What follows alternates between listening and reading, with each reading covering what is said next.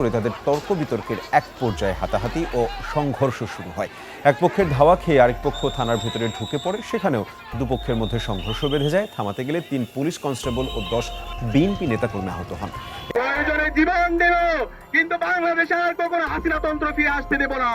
BNP ক্ষমতায় আসার পর কিছুদিন যাবৎ পুলিশ হত্যার বিচার হবে এই বিষয়টা যখন তুমুল আলোচনায় আছে, তখনই কিন্তু সমন্বয়করা ভয়ে কাঁপাকাঁপি শুরু করে দিয়েছে। অনেক টোকাই সমন্বয়ক বলা শুরু করে দিয়েছে, যদি পুলিশ হত্যার বিচারের তদন্ত শুরু হয় আমরা বিদেশ চলে যাব। এটা কে বলেছে জানেন? টোকাই সমন্বয়ক হান্নান মাসুদ, হাতিয়ার এমপি হয়েছে। স্বরাষ্ট্র মন্ত্রণালয় পুলিশ সূত্র বলছে, নতুন সরকার দায়িত্ব নেওয়ার পর পুলিশের স্থাপনায় হামলা ও সদস্যদের হত্যা করা বিষয়টি আলোচনায় উঠে আসে। 1.5 বছরেও তদন্ত না হওয়ায় হতবাক সরকারের শীর্ষ মহলের কেউ কেউ। সম্মানিত দর্শক মণ্ডলী, আজকের এই ভিডিওটি যে যেখান থেকে দেখছেন সকলকে অনুরোধ করছি আজকের এই ভিডিওটি শেষ পর্যন্ত দেখার জন্য, কেননা ভিডিওর শুরুতে বিশেষ কিছু অংশ দেখেছেন। সেই অংশ বিষয় থেকে আশা করি বুঝতে পেরেছেন আজকের কোন বিষয়টা আপনাদের সামনে তুলে ধরছি। তো চলুন দর্শক বিস্তারিত ভিডিওটি দেখে আসি। চ্যানেলে নতুন হলে সাবস্ক্রাইব করে ভিডিওতে একটি লাইক করে দেখতে থাকুন সম্পূর্ণ ভিডিওটি। বিএনপি ক্ষমতায় আসার পর কিছুদিন যাবৎ পুলিশ হত্যার বিচার হবে এই বিষয়টা যখন তুমুল আলোচনায় আছে, তখনই কিন্তু সমন্বয়করা ভয়ে কাঁপাকাঁপি শুরু করে দিয়েছে। অনেক টোকাই সমন্বয়ক বলা শুরু করে দিয়েছে, যদি পুলিশ হত্যার বিচারের তদন্ত শুরু হয় আমরা বিদেশ চলে যাব। এটা কে বলেছে জানেন? টোকাই সমন্বয়ক হান্নান মাসুদ, হাতিয়ার এমপি হয়েছে। তাদের এত ভয় কেন? ভয়ের কারণ হচ্ছে তারা যে জঙ্গি হামলা করে পুলিশ হত্যা করেছে, সকল কিছু ভিডিও ফুটেজ আছে, সকল কিছুর প্রুফ আছে, সেগুলা উত্থাপন হলেই মাত্র তাদের ফাঁসি মোটামুটি কনফার্ম হয়ে যাবে। শুধু তাই নয়, তাদের এক সমন্বয়ক হাসিবুর রহমান 5 আগস্টের পরবর্তী সময় সে সংবাদ মাধ্যমে সে অনিয়ারে স্বীকার গিয়েছে, আমরা যদি পুলিশ হত্যা না করতাম, মানুষ না মারতাম এবং সরকারি অবকাঠামো আগুন দিয়ে জ্বালিয়ে পুড়িয়ে ছাই করে না দিতাম, থানা জ্বালিয়ে পুড়িয়ে ছাই করে না দিতাম, তাহলে কিন্তু এই বিপ্লব বা এই গণ অভ্যুত্থান সফল হতো না। এবং কিছুদিন আগেও এক টোকাই সমন্বয়ক হবিগঞ্জের মাহাদিনা কি ওই নিজেই কিন্তু ওসির সাথে বাগবিতণ্ডা করে ক্লিয়ারলি বলেছে, আমরা এসআই অমুককে মেরেছিলাম, নাম উল্লেখ করে বলেছে। তার মানে চিন্তা করেন, সকল কিছু ভিডিও ফুটেজ আছে, তাদের স্বীকারোক্তি আছে, তাদেরকে ফাঁসিতে ঝুলানোর জন্য আর কি প্রয়োজন? তারা এখন ভয়ে কাঁপাকাঁপি শুরু করে দিয়েছে। বিএনপিও চালাক মাল। বিএনপি কেন এগুলো এখন শুরু করেছে? এরা বেশি বেফাস কথাবার্তা বলছে। বিএনপির কথা হচ্ছে বেফাস কথাবার্তা বলা বন্ধ করছি। পুলিশ হত্যার বিচার শুরু হয়ে গেলে তোমরা অটোমেটিক লটকাই যাবা। এখন কি অটোমেটিক লটকাবা নাকি চুপ থাকবা? আমাদের পিছনে থেকে আমাদের দালালি করবা। হয়তো আমাদের দালালি করো, না হয় পুলিশ হত্যার বিচারের সকল কিছু তদন্ত নতুন করে করে তোমাদেরকে লটকাই দিব। এতদিন বিএনপিকে এই সকল টোকাইরা ব্ল্যাকমেল করেছিল, এখন বিএনপি ক্ষমতায় আসার পরে বিএনপি ব্ল্যাকমেল করা শুরু হয়ে গিয়েছে। আমি আপনাদেরকে বলে দিচ্ছি, বিএনপি এই সকল টোকাই সমন্বয়কদেরকে ফাঁসিতে লটকাক বা না লটকাক, আওয়ামী লীগ পরিস্থিতি ভালো হলে কিন্তু এই সকল টোকাই সমন্বয়কদেরকে ফাঁসিতে লটকাবে না, জনগণের আদালতে শাহবাগে ঝুলিয়ে রাখবে। এখনো কিন্তু আমরা 27 জনের নাম শুনতে পাচ্ছি। টোকাই 27 জন সমন্বয়কের নাম লিস্ট হচ্ছে। পুলিশ হত্যার বিচার শুরু হলে এদেরকে জিজ্ঞাসাবাদ করা হবে, তদন্ত করা হবে। এই 27 জন লটকায় যেতে পারে। এর মধ্যে পেটলা নাহিদ আছে, এর মধ্যে হাসনাত আব্দুল্লাহ আছে, সার্ভিস আলম আছে, এই হান্নান মাসুদ আছে, আরো যারা প্রভাবশালী সমন্বয়ক ছিল সকলের নামই আছে। তারা হয়তোবা এই ভয়ে এখন আস্তে আস্তে বিদেশ পালিয়ে যেতেও পারে, কারণ হান্নান মাসুদ বলে দিয়েছে তদন্ত শুরু হলে আমরা বিদেশ চলে যাব। তার মানে তদন্ত শুরু হওয়ার আগে তোমরা বিদেশ চলে যাও, এমপিটাই বুঝতে যাচ্ছে। কিসের এমপি তোমরা? কথা বুঝো নাই? তোমরা যে 6 জন এমপি হয়েছো, 6 জন এমপিকে বিএনপি তদন্ত শুরু হওয়ার পরে কিন্তু লটকায় ফেলবে যদি বিএনপি চাই। 1-2-তে সারা বাংলাদেশের মুক্তিযুদ্ধের পক্ষে শক্তি আওয়ামী লীগের সমর্থন থাকবে বিএনপির উপর। তার মানে বিএনপি জনসমর্থন 40% হলে যদি আওয়ামী লীগের 40% ধরো 80%, তো 80% মানুষের যখন সমর্থন থাকবে একটা সরকারের প্রতি, তাহলে তোমাদের মধ্যে 6 জন টোকাই সমন্বয়কে ঝুলাইতে কতক্ষণ? তোমাদেরকে ঝুলানো লাগবে না, শুধু প্রুফ সহ জনগণের কাছে ছেড়ে দিলে জনগণ ধরে ধরে নিয়ে মেরে মেরে শাহবাগের চত্বরে তোমাদেরকে টাঙ্গিয়ে রাখবে। তোমাদের তো ফাঁসি এমনি কনফার্ম, ফাঁসি ছাড়াও তোমাদেরকে গণদোলাই দিয়ে মেরে ফেলো কনফার্ম, হয়তো আজকে না হয় কালকে। বিদেশ পালিয়ে যাওয়ার তোমাদের সুযোগ নেই যদি বিএনপি সমঝোতা করে তোমাদেরকে বিদেশ পালিয়ে যেতে সাহায্য না করে।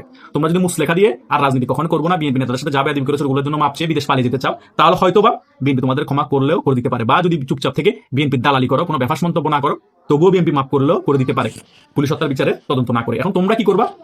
তোমরা নিজেরাই ডিসাইড করতে হবে। এখন আমার একটা মনের মধ্যে খটকা লাগছে, বিএনপি কি পুলিশ হত্যার বিচারের কথা বলে এদেরকে ভয় দেখাচ্ছে নাকি আদৌ বিচার করবে? টুইন পলিটিক্স করছে মনে হচ্ছে। হয়তোবা মনে হচ্ছে সত্যি সত্যি বিচার করবে, এদেরকে লটকাই দিবে, আর না হলে ভয় দেখানোর জন্য এরা যাতে বিএনপি দালালি করে চুপচাপ থাকে, বেফাস কথাবার্তা না বলে, একেবারে বিএনপিকে সমর্থন করে, সেই কারণে ভয় দেখায়, ব্ল্যাকমেল করে তাদেরকে রাখার জন্য বিএনপি এই পুলিশ হত্যার বিচারের ব্যাপারটা চারিদিকে ছড়িয়ে দিয়েছে। যেভাবে করে শেখ হাসিনা এরশাদকে ভয় দেখাতো, বিচারের নাম করে এরশাদকে বিভিন্ন বিষয়ে চুপ করে ফেলতো, সেম ভাবে এখন বিএনপি হয়তো সেম পলিসি অ্যাপ্লাই করতেছে এই টোকাই সমন্বয়কদের বিরুদ্ধে। কারণ বিএনপি ভালো করে জানে এই টোকাই সমন্বয়করা দেশে জঙ্গি হামলা করেছে, পুলিশ হত্যা করেছে, রাষ্ট্রদ্রোহিতার কাজ করেছে, সংবিধান লঙ্ঘন করেছে, বিভিন্ন রকম অপকর্ম করেছে। যে কোনো মুহূর্তে যে কোনো বিষয় দিয়ে এদেরকে লটকা দিতে পারি।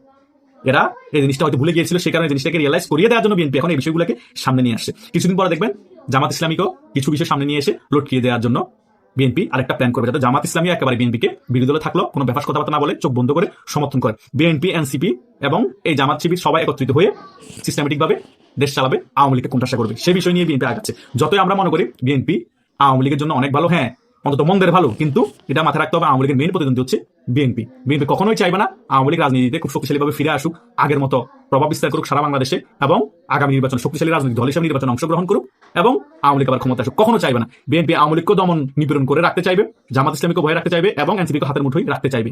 এটাই হচ্ছে বিএনপি আগামী এজেন্ডা এবং শেষ পর্যন্ত হয়তোবা জামাত, বিএনপি এবং এনসিপি একত্রিত হয়ে দেশটা পরিচালনা করতে পারে, হয়তোবা ওপেনলি বা হিডেনলি। তাদের মেইন সবারই এজেন্ডা থাকবে আওয়ামী লীগকে ঠেকাও। কথা বুঝতে পেরেছেন? হয়তোবা বিএনপি সরকার চাপে পড়ে আওয়ামী লীগের কার্যক্রম নিষেধাজ্ঞা তুলে নিতে পারে, আওয়ামী লীগ হালকা হালকা করে রাজনীতি ফিরে আসতে পারে, কিন্তু আন্দোলন সংগ্রাম করে রেজিম চেঞ্জ করে দেওয়ার জন্য যে শক্তি সঞ্চয় করা প্রয়োজন সেটা বিএনপি, জামাত, এনসিপি একজোট হয়ে করতে দিবে না। সেই লক্ষ্যে বিএনপি আগাচ্ছে। সেই কারণে এনসিপিকে ভয় দেখে চুপ করাচ্ছে, জামাত ইসলামীকে কদিন পর ভয় দেখে চুপ করাবে। চুপ করায় সকলে একত্রিত হয়ে গিয়ে একই এজেন্ডায় কাজ করবে। আওয়ামী লীগ ঠেকাও, আওয়ামী লীগ যাতে মাঠে নামতে না পারে এমনি রাজনৈতিক কার্যক্রম সচল করে দিব, কিন্তু ক্ষমতা আসার জন্য যে শক্তি সঞ্চয় করতে হয় এবং প্রত্যেকটা জায়গায় যেভাবে নির্বাচন করার জন্য তাদের সংগঠিত হতে হয় সেভাবে যাতে করতে না পারে, আগামী নির্বাচনও যাতে আওয়ামী লীগ ক্ষমতায় আসতে না পারে, যাতে 20-30টা বা 50টা আসন বেশি না পায়, সেভাবেই করে আওয়ামী লীগকে কোণঠাসা করে রাখতে হবে, যাতে বিএনপি আবার ক্ষমতায় আসে, জামাত বিরোধী দলে থাকে, এনসিপি বিরোধী দলে থাকে। এইভাবেই কিন্তু বিএনপি আগাচ্ছে। এনসিপিকে বোঝানোর চেষ্টা করছে সকল ভয় দেখিয়ে ফাঁসিতে ঝুলাবে, এই করবে সেই করবে। আমার ব্যক্তিগত অভিমত এগুলা হয়তো বা বিএনপির একটা ট্যাকটিসও হতে পারে। এখন কোনটা বিএনপি চিন্তা করছে একমাত্র বিএনপির প্রধানমন্ত্রীর উপদেষ্টা যারা আছে তারাই ভালো জানে, তারেক জিয়ার উপদেষ্টা অনেক যারা তারা অনেক বিজ্ঞ, তারা কোন পলিসিটা আগাচ্ছে সেটা তারাই ভালো জানে। আমরা আমাদের মতামতগুলো আপনাদের কাছে জাস্ট তুলে ধরছি যে এটা হলে এটা করছে এই জন্য যাতে আপনারা ব্যাপারগুলো ক্লিয়ারলি বুঝতে পারেন। তাই আমি এই ভিডিওতে সকল বিষয় তুলে ধরার চেষ্টা করেছি যে কেন এদেরকে লটকানোর ব্যাপারগুলো সামনে চলে আসছে, এদেরকে কেন লটকাতে যাচ্ছে, নাকি ভয় দেখাচ্ছে, কি জন্য ভয় দেখাচ্ছে, আগামীতে আওয়ামী লীগের সাথে কি হতে পারে, বিএনপি, জামাত, এনসিপি সকলে একত্রিত হয়ে আগামীতে আওয়ামী লীগকে কোণঠাসা করে রাখবে কিনা। আশা করছি এই ভিডিওতে মোটামুটি পুঙ্খানুপুঙ্খানু ব্যাপার যেগুলো আছে আপনাদের মনে প্রশ্ন ছিল সকল বিষয় আপনারা ক্লিয়ার হয়ে গিয়েছে। তবুও যদি মনে কোনো প্রশ্ন থেকে থাকে সেই সকল বিষয় যাদের সাথে আমার যোগাযোগ হোয়াটসঅ্যাপ এবং মেসেঞ্জারে সেখানে আমাকে জিজ্ঞেস করতে পারেন, আমি সেখানে উত্তর দিবার। তা না হলে কমেন্ট বক্স খোলা আছে, কমেন্ট বক্সে কমেন্ট করতে পারেন। ধন্যবাদ সকলকে। 2024 গণ অভ্যুত্থানের সময় ঢাকা সহ দেশের বিভিন্ন স্থানে সহিংসতায় পুলিশের একাধিক জায়গায় ব্যাপক হামলা, অগ্নিসংযোগ ও পুলিশ সদস্যদের হত্যার ঘটনা ঘটেছিল।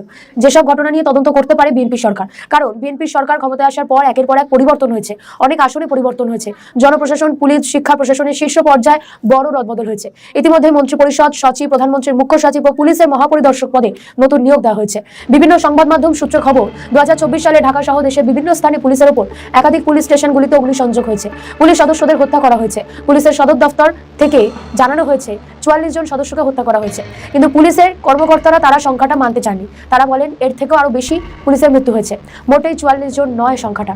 যখন অন্তর্বর্তীকালীন সরকার ছিল, জুলাই আন্দোলনের সঙ্গে জড়িত অর্থাৎ নাহিদ, হাসিনা, সার্জিসদের কোনো রকম শাস্তি দেওয়া হয়নি, আর নতুন সরকার আসা তদন্তের কথা জানানো হয়েছে। স্বাভাবিকভাবেই তারা এই কথা শোনার পর ভয় রয়েছে। স্বরাষ্ট্র মন্ত্রণালয় পুলিশ সূত্র বলছে, নতুন সরকার দায়িত্ব নেওয়ার পর পুলিশের স্থাপনায় হামলা ও সদস্যদের হত্যা করার বিষয়টি আলোচনায় উঠে আসে। 1.5 বছরেও তদন্ত না হওয়ায় হতবাক সরকারের শীর্ষ মহলের কেউ। এইসব ঘটনা মাত্র 5টিতে মামলা হয়েছে, আটক কিন্তু হয়নি কেউই। কিন্তু এখন একটা প্রশ্ন, যে সরকার দোষীদের সংসদে যাবার সুবিধা করে দিয়েছে তারা কি বিচার তদন্তের কথা বললেও কোনো রকম ব্যবস্থা নিতে পারবে? নাহিদ, হাসনা, সার্জিসদের কি ধরা হবে? এই প্রশ্নের উত্তর কিন্তু সময় দেবে।